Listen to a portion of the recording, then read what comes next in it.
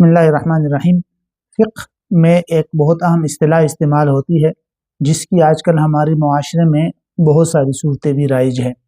وہ اصطلاح عمومی طور پر قفیز الطحان کے نام سے یاد کی جاتی ہے، اور بعض جدید کتابوں میں اس کو اجارہ بجزء من العمل بھی کہا گیا ہے۔ مفہوم اس کا یوں بیان کیا جاتا ہے کہ جعل الاجر بعض ما یخرج من عمل الاجیر، اس طرح کے الفاظ استعمال کیے جاتے ہیں۔ یعنی آپ نے کسی مزدور کو کسی کام کے لیے رکھا، اور اس مزدور کے اس کام سے جو چیز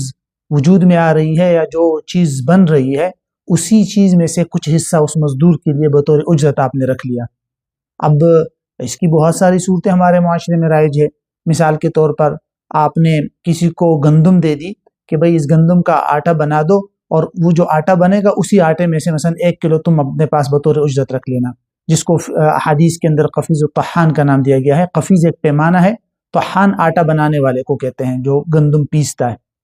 اس طرح اور بھی اس کی ملتی جلتی بہت ساری صورتیں ہیں۔ آپ نے کسی کو بھی مٹیریل فراہم کر دیا کہ اس سے کوئی چیز بناؤ، اور جو چیز بنے گی اس میں سے تم اپنے پاس بطور اجرت رکھ لینا تھوڑا سا۔ یا مثال کے طور پر جیسے گندم کی صاف کرنے کے لیے جو مشینری اور تھریشر استعمال ہوتا ہے، کہ آپ نے بلایا اور اس کو کہا کہ اس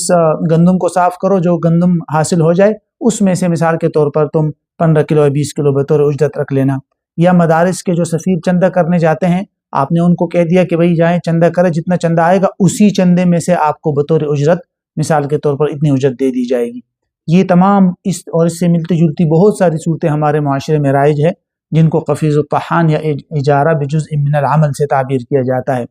اس کے اندر اگر فقہ میں جائے تو فقہا کی مختلف آراء رہی ہیں۔ حنفیہ اور شافعیہ کے ہاں تو یہ مطلقاً ممنوع ہے، وہ اس کو منع قرار دیتے ہیں، اور جہاں تک فقہائے حنابلہ کی طرف یہ منسوب کیا گیا ہے یا ان کی کتابوں میں اس کو راجح قرار دیا گیا ہے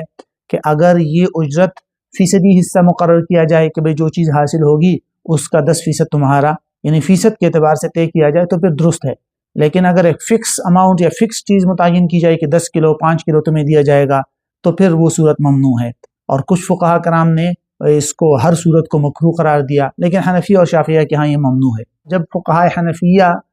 اس کے ممنوع ہونے کا ذکر کرتے ہیں تو وہ اس طرح کی کتابوں میں، فقہ کی کتابوں میں اس کے لیے متبادل جائز صورتیں بھی بتائی گئی ہے۔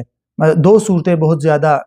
آسان بھی ہے اور بیان بھی کی جاتی ہے۔ ایک صورت تو یہ ہے کہ آپ اس آدمی کے لیے جتنا اجرت طے کر رہے ہیں وہ اجرت مطلقاً اور عمومی انداز میں طے کی جائے، اور یہ نہ کہا جائے کہ جو چیز آپ بنائیں گے اسی میں سے دیں گے، بلکہ عمومی طور پر آپ اجرت طے کریں، بعد میں اسی میں سے بھی دے دے تو کوئی حرج نہیں ہے۔ طے کرنا منع ہے۔ مثلا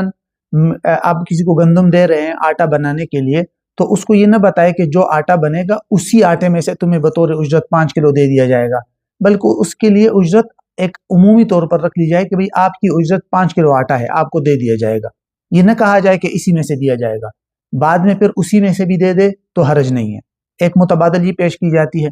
اور دوسری یہ پیش کی جاتی ہے کہ جو چیز آپ مواد جو مٹیریل آپ فراہم کر رہے ہیں وہ سامنے والے کے عمل سے پہلے اسی مٹیریل میں سے کچھ اس کو بطور اجرت کر کے الگ کر کے دے دی جائے۔ مثال کے طور پر اسی گندم کی مثال لے لے کہ میں اگر کسی کو گندم دیتا ہوں کہ اس کا آٹا بنا لو، اور وہ گندم مثلا 50 کلو ہے، تو 5 کلو گندم الگ کر کے اسی کو